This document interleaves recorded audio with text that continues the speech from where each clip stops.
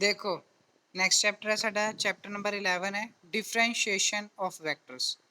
पहली डेफिनेशन है कि स्टूडेंट्स आर फेमिलियर, सानू पता है कि स्केलर्स होंदे ने ते वैक्टर्स होंदे ने। स्केलर्स ਉਹ ਹੁੰਦੇ ਨੇ ਜਿਹਦੀ ਸਿਰਫ ਮੈਗਨੀਟਿਊਡ ਹੁੰਦੀ ਹੈ, ਵੈਕਟਰਸ ਉਹ ਹੁੰਦੇ ਜਿਹਦੀ ਮੈਗਨੀਟਿਊਡ ਦੇ ਨਾਲ ਨਾਲ ਡਾਇਰੈਕਸ਼ਨ ਵੀ ਹੁੰਦੀ ਹੈ। ਤੇ ਆਪਾਂ +1 ਦੇ ਵਿੱਚ ਆਪਾਂ ਪੜਿਆ ਹੋਇਆ, +1 +2 ਦੇ ਵਿੱਚ ਤੇ BSc ਫਸਟ ਈਅਰ ਦੇ ਵਿੱਚ ਵੀ ਪੜਿਆ limit, continuity and differentiation. Scalar function है, कोई भी स्केलर फंक्शन है D that is a set of the real number, तो अपने को अगर फंक्शन है associate with to each scalar T belonging to D जैसे यूनिक नंबर होएगा। मान लो कि अपने को एफ ऑफ टी अपने को स्केलर फंक्शन है, इट मीनस कि सिर्फ मैग्नीट्यूड होएगी, वो डायरेक्शन नहीं होएगी, तो उन्होंने एफ ऑफ टी आप सिंपल एफ ऑफ टी लिखांगे दैट इज ए स्केलर। अगर मैं किसी ਦੇ ਉੱਤੇ f ਦੇ ਉੱਤੇ ਵੈਕਟਰ ਪਾ ਦਿੰਦਾ ਦੈਟ ਇਜ਼ ਐਰੋ ਪਾ ਦਿੰਦਾ, ਇਟ ਮੀਨਸ ਕਿ ਉਹਦੀ ਕੁਝ ਮੈਗਨੀਟਿਊਡ ਵੀ ਹੈ ਨਾਲ ਉਹਦੀ ਡਾਇਰੈਕਸ਼ਨ ਵੀ ਹੈ। मैग्नीट्यूड ਦੇ ਨਾਲ ਨਾਲ ਡਾਇਰੈਕਸ਼ਨ ਹੈ, ਇਟ ਮੀਨਸ ਕਿ ਵੈਕਟਰ ਫੰਕਸ਼ਨ ਹੋ ਗਿਆ। विद द वेरिएबल अपने को कोई भी हो सकता है, टी हो सकता है, यू हो सकता है, वी भी हो सकता है, एक्स वाई जेड भी हो सकता है, वेरिएबल कोई भी हो सकता है। If the vector R varies कर रहा है कॉन्टिन्यूसली, कहते कि जे आर लगातार बदलता जा रहा है, वेरिएशन होती जा रही है ऑफ द स्केलर वेरिएबल, हम वेरिएबल अपने को इतने टी लिया है, ठीक है, then r vector is say to be function of t। ਤੇ r अगर मैं r vector ਨੂੰ function of t कहूँगा that means कि r of t ਦੀ ਗੱਲ हो रही है। r of t आएगा या अपने को f of t आ जाएगा। फॉर एग्जांपल अगर पोजीशन वेक्टर है r, अपने को पोजीशन वेक्टर है, मैं कोई ग्राफ ले लिया, this is a particle p, p the position दसनी है अबाउट द ओरिजिन, ਤੇ ਇਹਦੀ डिस्टेंस हो गया r vector, that is r vector again is equal to function of t, that is अपने को they are the r vector is the position vector of a particle moving along a closed curve या अपने को curved path is a vector function of the time t and a scalar। ਹੁਣ ਮੈਨੂੰ ਇਹ ਪਤਾ ਲੱਗ ਗਿਆ ਕਿ स्केलर फंक्शन ਕੀ ਹੁੰਦਾ ਹੈ, ਵੈਕਟਰ फंक्शन ਕੀ ਹੁੰਦਾ ਹੈ। ਹੁਣ ਆਉਂਦੀ ਹੈ लिमिट ऑफ वैक्टर फंक्शन।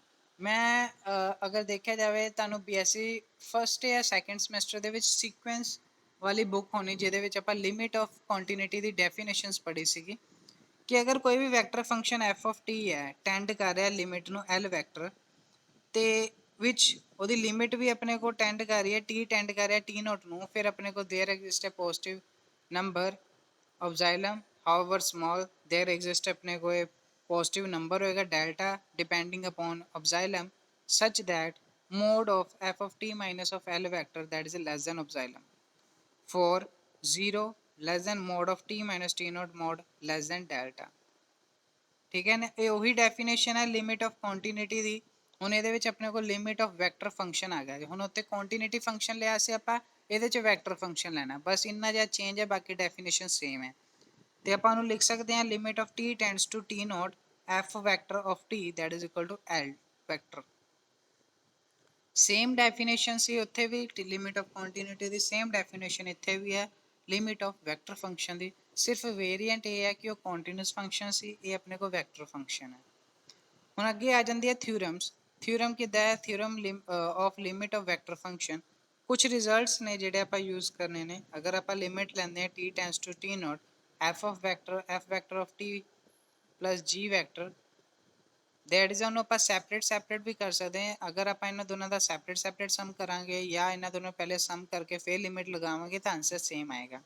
एक एडिशन है, एक सबट्रैक्शन है, एक मल्टीप्लिकेशन है और ये डॉट प्रोडक्ट वाली है, नाले अपने को क्रॉस प्रोडक्ट वाली है।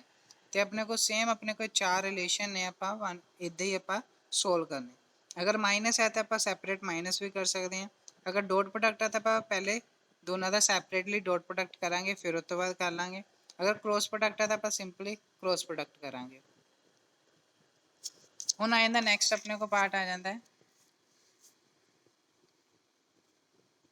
5 ਤੇ 6 अपने को की है दे अपने को phi of T and F vector of T. Phi of T that is अपने को स्केलर वेरिएबल है, इन्हों आप स्केलर कहेंगे क्यों, क्योंकि ये एरो का रिप्रेजेंटेशन नहीं है। अगर एरो नहीं है it means scalar quantity, scalar quantity it means scalar variable of the function of T, that is अपने को F vector that is a function of T, that is a vector function है, this is a vector function, this is a scalar function. आप वो लगाने तो phi of T बाहर आ जाएगा तो वो अलग लिमिट लगेगी तो अलग लिमिट लगेगी।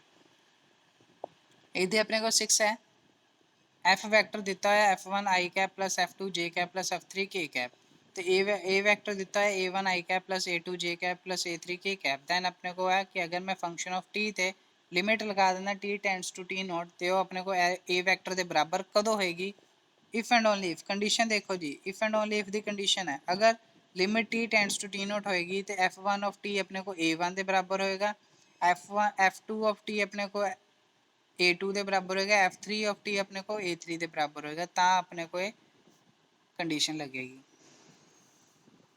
ਹੁਣ ਨੈਕਸਟ ਆਪਣੇ ਕੋ ਆ ਜਾਂਦਾ that is a continuity of vector function. ਹੁਣ ਇਹ ਹੈ ਕਿ ਆਪਣੇ ਕੋ ਕੰਟੀਨਿਊਟੀ ਚੈੱਕ ਕਰਨੀ ਹੈ ਕਿ ਵੈਕਟਰ ਫੰਕਸ਼ਨ ਦੀ ਆਪਾਂ ਸੇਮ ਡੈਫੀਨੇਸ਼ਨ ਹੈ ਜਿਵੇਂ ਆਪਾਂ ਉਹਦੇ ਵਿੱਚ ਸੀਕੁਐਂਸ ਕੰਟੀਨਿਊਸ ਦੇ ਵਿੱਚ ਪੜਿਆ ਸੀ। ਕਹਿੰਦੇ ਵੈਕਟਰ ਫੰਕਸ਼ਨ ਹੈ f of t is said to be continuous। Continuous at the point, ਕਿਸ ਪੁਆਇੰਟ ਤੇ ਕੰਟੀਨਿਊਸ ਦੇਖ ਰਹੇ ਹਾਂ ਆਪਾਂ t ਨੂੰ ਜਦੋਂ t ਨੋਟ ਦੇ ਬਰਾਬਰ ਕਰ ਦਿੱਤਾ ਇਸ ਪੁਆਇੰਟ ਤੇ ਆਪਾਂ ਕੰਟੀਨਿਊਸ ਚੈੱਕ ਕਰ ਰਹੇ ਹਾਂ। ਕਹਿੰਦੇ ਕਿ ਅਗਰ ਆਪਣੇ ਕੋ t is equal to t naught अपने को कोई वेक्टर फंक्शन है vector of t that is a continuous है इफ कि कोई भी पॉजिटिव नंबर होएगा ऑफ जाइलम हाउएवर स्मॉल जितना मर्जी छोटा ले लिए there exist a positive number delta. ਕਹਿੰਦੇ ਕਿ ਡੈਲਟਾ ਆਪਾਂ ਪੋਜ਼ਿਟਿਵ ਨੰਬਰ ਲੈ ਲਿਆ दैट इज अ डेल्टा ਜਿਹਦੀ ਵੈਲਿਊ ਡਿਪੈਂਡ ਕਰਦੀ ਹੈ ऑब्जाइलम ਤੇ such that कि f of t minus f of t if of t vector t naught mod ਦਾ ਲੈਸ ਦੈਨ ऑब्जाइलम ਹੋਏਗੀ for t minus t naught ਦੀ ਮੋਡ ਲੈਸ ਦੈਨ ਡੈਲਟਾ ਹੋਏਗੀ। ਇਹ ਆਪਣੇ ਕੋ ਡੈਫੀਨੇਸ਼ਨ ਹੋਗੀ ਕੰਟੀਨਿਊਟੀ ਆਫ ਵੈਕਟਰ ਫੰਕਸ਼ਨ ਦੀ। ਹੁਣ ਉਸ ਤੋਂ ਬਾਅਦ ਆਪਣੇ ਕੋ ਨੋਟ ਹੈ ਵੈਰੀ ਇੰਪੋਰਟੈਂਟ ਨੋਟ ਹੈ ਇਹ vector function f vector of t is said to be continuous. ਕਹਿੰਦੇ ਕੋਈ ਵੀ ਵੈਕਟਰ ਫੰਕਸ਼ਨ ਕੰਟੀਨਿਊਸ ਹੋਏਗਾ ਕਦੋਂ ਅਗਰ if condition है if it is a continuous for every value of t which is defined। अगर वो हर एक वैल्यू ऑफ t ਤੇ ਕੰਟੀਨਿਊਸ ਹੈ ਫੰਕਸ਼ਨ ਜਿਹਦੀ ਵੈਲਿਊ ਦਿੱਤੀ ਹੋਈ ਹੈ ਗਿਵਨ ਹੈ ਤੇ ਉਹ ਉਸ ਵੈਕਟਰ ਫੰਕਸ਼ਨ ਨੂੰ ਆਪਾਂ ਕੰਟੀਨਿਊਸ ਫੰਕਸ਼ਨ ਕਵਾਂਗੇ। ਠੀਕ ਹੈ। ਹੁਣ ਅਗਲਾ ਨੋਟ ਹੈ ਕਿ ਅਗਰ f vector t that's f1 t f1 i cap plus f2 j cap plus f3 k cap है ਤੇ ਉਸ ਫੰਕਸ਼ਨ ਨੂੰ ਕੰਟੀਨਿਊਸ ਮੈਂ ਕਦੋਂ ਕਹੂੰਗਾ ਇਫ ਐਂਡ ਓਨਲੀ ਇਫ कि ਜਿਹੜੇ ਹਰ ਇੱਕ ਸੈਪਰੇਟ ਵਾਲੇ ਹੈ f1 f2 और f3 they are the scalar function of t होने चाहिए दे आर आल्सो कंटिन्यूस होने चाहिए। स्केलर फंक्शन होने चाहिए ਨਾਲ ਹੀ ਕੰਟੀਨਿਊਸ ਹੋਣੇ ਚਾਹੀਦੇ ਜੇਕਰ ਇਹ ਸੈਪਰੇਟਲੀ ਕੰਟੀਨਿਊਸ ਫੰਕਸ਼ਨਸ ਨੇ ਤਾਂ ਇਹਨਾਂ ਸਾਰਿਆਂ ਦਾ ਸਮ ਵੀ ਕਰੂੰਗਾ ਤਾਂ ਵੀ ਆਪਣੇ ਕੋ f of t ਆਪਣੇ ਕੋ ਕੰਟੀਨਿਊਸ ਫੰਕਸ਼ਨ ਬਣੇਗਾ। ਇਹ ਜ਼ਰੂਰ ਯਾਦ ਰੱਖਣਾ। ਹੁਣ ਉਸ ਤੋਂ ਬਾਅਦ ਆਉਂਦਾ ਡੈਰੀਵੇਟਿਵ ਆਫ ਵੈਕਟਰ ਫੰਕਸ਼ਨ। ਹੁਣ ਡੈਰੀਵੇਟਿਵ ਆਫ ਵੈਕਟਰ ਫੰਕਸ਼ਨ ਆਪਾਂ ਸਾਨੂੰ ਪਤਾ ਕਿ ਆਪਾਂ ਡੈਰੀਵੇਟਿਵ ਕਰਦੇ ਹੁੰਦੇ ਸੀਗੇ y is equal to 2x ਦਾ अगर मैं डेरिवेटिव करता with respect to x that is अपने को 2 आ जाता। ठीक है आप यही पढ़ते आ रहे हैं पिछे जिन्नी भी क्लासेज है। हुण मैनू पता है कि r vector is equal to f vector of t f vector of t be a vector function of the scalar variable t। मतलब वैक्टर फंक्शन है और स्केलर वेरिएबल अपने को t। अगर मैं डेफिनेशन की गल करा कि डेफिनेशन ऑफ अपने को डेफिनेशन ऑफ लिमिट दी ते definition of differentiation of limit तो वो साढ़े को बराबर होंदी सी लिमिट अपने को delta T tends to zero limit of delta T tends to zero that is a function of या पर हाँ function of T plus delta T minus function of T divided by delta t. यही limit होंगी सी ए वाली आप same वो वर्गा ही करा आप आर प्लस डेल्टा आर लै लिया that is F of T plus delta. अगर आर प्लस डेल्टा आ रहा है तो फंक्शन की वैल्यू भी चेंज होएगी टी प्लस डेल्टा टी तो डेल्टा आर की वैल्यू आप इतने फाइंड आउट कर ली दैट इज अपने को F vector T plus delta T minus F vector of T तो डेल्टा आर वैक्टर ਨੂੰ डिवाइड कर दिता डेल्टा टी ਦੇ ਨਾਲ दैट इज अपने को आ गया इधर भी डेल्टा टी ਦੇ ਨਾਲ ਤੇ ਲਿਮਿਟ ਲੈ ਲਈ delta T tends to zero that is exist. ਕਹਿੰਦੇ ਅਗਰ ਇਹ ਐਗਜ਼ਿਸਟ ਕਰ ਗਿਆ ਇਹਨੂੰ ਆਪਾਂ ਕਵਾਂਗੇ derivative of vector function. Very important derivative of vector function with respect to scalar variable t। Derivative of vector function r derivative of vector function r अपने को scalar with respect to function के ले रहे scalar variable t तेनों लिख सकते हैं D R vector upon D T vector that is a definition है that is a definition of अपने पास डेरिवेबल फंक्शन दी है तो अपन D R upon D T लिखांगे D R vector upon D T that is equal to limit of delta T tends to zero R vector plus delta R vector minus R vector divided by delta T तो R vector plus delta are लिख सकते हैं F vector of T plus delta T minus F of T divided by delta T. कहते कि D R upon D T exist करेगा then R vector is said to be differentiable. अगर D R upon D T exist करेगा ताही R अपने को differentiable होएगा with respect to T. कहते delta R upon delta T ਜਿਹੜਾ partially ਦਿੱਤਾ this is also vector quantity ਤੇ ਆਪਣੇ ਕੋਲ D R upon D T भी आल्सो वैक्टर क्वांटिटी है क्योंकि दोनों पार्ट सेम है। थर्ड चीज है कि एवरी डिफरेंशियल वेक्टर फंक्शन, कोई भी डिफरेंशियल वेक्टर फंक्शन आ वाला हो गया, differential vector function r vector continuous होएगा पर जरूरी नहीं हो कि वो मे और मे नॉट भी ਇਹਦਾ कन्वर्स ट्रू होवे। जरूरी नहीं है कि every continuous function is a differentiable, every differentiable function is a continuous. अपने को थ्योरम आएगी आगे पर डिस्कस करेंगे। Every differentiable vector function is continuous but continuous function may or may not be differentiable. ਤੇ ਜਦੋਂ ਹੀ ਆਪਾਂ higher order of differential equation ਦੇਖਾਂਗੇ D square R vector upon D T square ਤੇ ਉਹਨੂੰ ਆਪਾਂ ਕਹਿ ਸਕਦੇ D upon D T that's a D R vector upon D T. ਇਹਦੇ ਆਪਾਂ ਕਿਊਬਿਕ ਲੈ ਸਕਦੇ ਐਂਡ ਸੋ ਔਨ। ਜਿੰਨੇ ਵੀ higher degree of differential equation ਕਰਾਂਗੇ ਆਪਾਂ ਨੂੰ ਡਿਫਰੈਂਸ਼ੀਏਸ਼ਨ ਕਰਾਂਗੇ ਆਪਾਂ ਨੂੰ ਸੋਲਵ ਕਰ ਸਕਦੇ। ਸੇਮ ਆਪਾਂ +1 +2 ਦੇ ਵਿੱਚ ਵੀ ਹਾਇਰ ਆਰਡਰ ਆਫ ਡਿਫਰੈਂਸ਼ੀਏਸ਼ਨ ਕੀਤੀ ਹੋਈ ਹੈ। ਠੀਕ ਹੈ ਜੀ।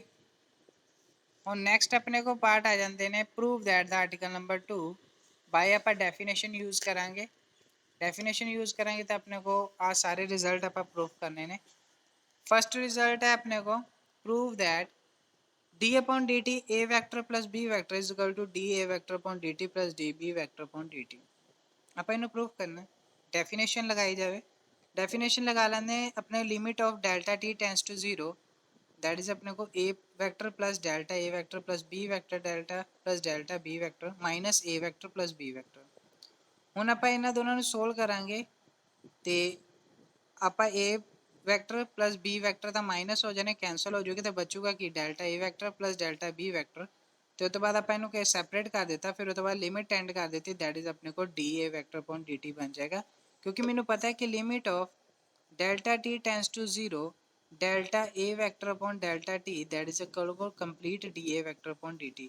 ਤੇ ਉਹਦੀ ਥਾਂ ਤੇ ਮੈਂ ਆ ਲਿਖ ਸਕਦਾ ਹਾਂ D A vector upon D T. तो मैं सेम वही किया ये सैपरेट तो ये सैपरेट करके डी ए वैक्टर अपॉन डी टी और D B vector upon D T. Similarly बाकी रिजल्ट भी आप इदा ही करने हैं। डॉट प्रोडक्ट के लिए आप यू इंटू वी वाला फॉर्मूला लगावे तो क्रॉस प्रोडक्ट के लिए भी आप यू इंटू वी वाला फॉर्मूला लगावे और फाई के लिए तो आप फाई कॉन्सटेंट है इतने भी यू इंटू वी लगावे अगर फंक्शन है। तो अगर अपने को ए बी सी ਐਰੋ ਦੇ ਵਿੱਚ ਆ ਜਾਂਦੇ ਤੇ ਪ੍ਰੋਡਕਟ ਦੇ ਵਿੱਚ ਆਉਂਦੇ ਆਹ ਵਾਲਾ ਪਾਰਟ ਮੈਂ ਕਰਾ ਦਿੰਦਾ ਤੇ ਆਹ ਵਾਲਾ ਵੀ। ਪਹਿਲੇ ਚਾਰ ਤੁਸੀਂ ਬੜੇ ਈਜ਼ੀ ਤਰੀਕੇ ਨਾਲ ਕਰ ਲਓਗੇ u ਇੰਟੂ v ਵਾਲਾ ਫਾਰਮੂਲਾ ਲਗਾ ਕੇ। ਹੁਣ ਮੈਂ 5th ਵਾਲਾ ਪਾਰਟ ਕਰਾਏਗਾ ਤੇ 6th ਵਾਲਾ ਪਾਰਟ ਕਰਾਵਾਂਗੇ। ਹੁਣ ਇਹਦੇ ਵਿੱਚ ਇਹਨਾਂ ਨੇ ਕਿਹਾ ਹੈ ਕਿ phi is a differentiable scalar function है बट वेरिएबल अपने पास ट्री है। ये जरूर याद रखना डिफरेंशिएबल स्केलर फंक्शन है of the same variable t है।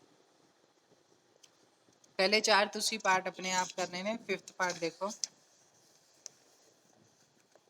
हाँ जी 5th पार्ट वेरी इंपॉर्टेंट है।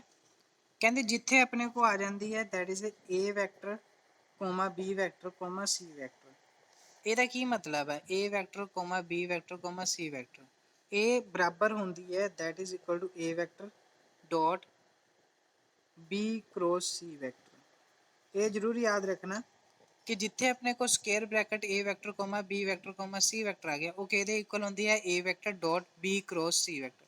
This is the formula. ये सारे फॉर्मूलेज ने अपने को वैक्टर ते स्केलर फंक्शन ते सारे फॉर्मूलेज ने जिस क्रॉस प्रोडक्ट ते डॉट प्रोडक्ट आप फॉर्मूलेज होंदे हैं उन्हां दे विच आंदे आ। हुण मैं डी अपॉन डी टी नूं इद्दां ही रह दित्ता A vector dot B cross C vector कर लिया तो इतने मैं यू इंटू वी फॉर्मूला लगाऊंगा यू इंटू वी। तो फस्ट पहले ए वैक्टर का डेरीवेटिव करके बी इधर ही रहेगा तो दूसरा अगर मैं ए नू बाहर रखूँगा तो डी नू इधर ही रहेगा। देखो ए वैक्टर पहले इधर रह जाता है derivative of B cross C फिर डी ए वैक्टर अपॉन डी टी तो dot product of B cross C. उन तो बाद अपने को बी क्रॉस सी है फिर ये यू इंटू वी लग जाएगा यू इंटू वी वाला डेरीवेटिव लग जाएगा A vector dot B cross of D C D derivative of C vector with respect to time T और plus D B vector upon D T cross of C vector. ये इधर solve हो गया D A upon D T dot product of B cross C, ਇਹ same ਇੱਦਾਂ ਰਹੇਗਾ। ਹੁਣ ਇਹਦਾ ਸੈਪਰੇਟ ਕਰ ਦਾਂਗੇ, ਇਹਨੂੰ ਇਹਦੇ ਨਾਲ ਮਲਟੀਪਲਾਈ, ਫਿਰ ਇਹਨੂੰ ਇਹਦੇ ਨਾਲ multiply. A vector dot B vector cross D derivative of C vector upon dt plus A vector dot DB vector upon DT cross of C vector plus DA vector upon DT B dot product of B cross C। ਆਹ ਵਾਲੀ term ਨੂੰ ਪਹਿਲੇ ਲੈ ਆਂਦਾ ਤੇ ਆਹ ਵਾਲੀ term ਨੂੰ ਇੱਥੇ ਰਹਿਣ ਦਿੱਤਾ ਤੇ ਆਹ ਵਾਲੀ ਟਰਮ ਨੂੰ ਪਿੱਛੇ ਲੈ ਗਏ। ਤੇ ਹੁਣ ਮੈਂ ਅਗੇਨ ਦੇਖਾਂ ਕਿ ਮੇਰੇ ਕੋਲ ਫਿਰ ਇਹੀ ਵਾਲੀ ਟਰਮ ਬਣ ਰਹੀ ਹੈ A vector dot B cross C, ਇੱਥੇ ਵੀ ਉਹੀ ਬਣ ਰਹੀ ਹੈ A vector dot B cross C, ਤੇ ਮੈਂ ਇਹਨੂੰ ਸਕੁਅਰ ਬ੍ਰੈਕਟ ਦੇ ਵਿੱਚ ਲਿਖ ਸਕਦਾ। ਸੇਮ ਇੱਥੇ ਵੀ ਬਣ ਰਹੀ ਹੈ A vector dot B cross C, ਤੇ ਮੈਂ ਵੀ ਉਹਨੂੰ ਫਿਰ ਸਕੁਅਰ ਬ੍ਰੈਕਟ ਦੇ ਵਿੱਚ ਲਿਖ ਸਕਦਾ। ਇਹਦੇ ਵਿੱਚ ਵੀ ਉਹੀ ਬਣ ਰਹੀ A vector dot B cross C, ਫਿਰ ਮੈਂ ਉਹਨੂੰ ਸੇਮ ਫਾਰਮ ਦੇ ਵਿੱਚ ਲਿਖੂੰਗਾ।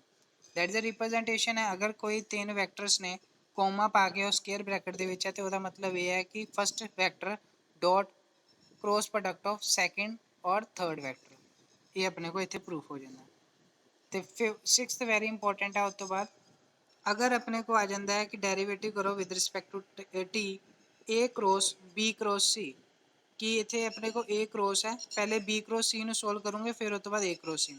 तो मैं इतने U इंटू V लगा लेना, आ पूरी V है, आ पूरा U है, तो A वैक्टर U इधर ही रहेगा, क्रॉस प्रोडक्ट इधर ही रहेगा, D upon D T B cross C D A vector upon D T cross of B cross C। ਹੁਣ ਫਿਰ ਇੱਥੇ U ਇੰਟੂ V ਲੱਗ ਜਾਏਗਾ ਤੇ A cross D B vector upon D T cross product plus B vector cross of D C upon D T, ਇੱਧਰ same ਰਹੇਗਾ।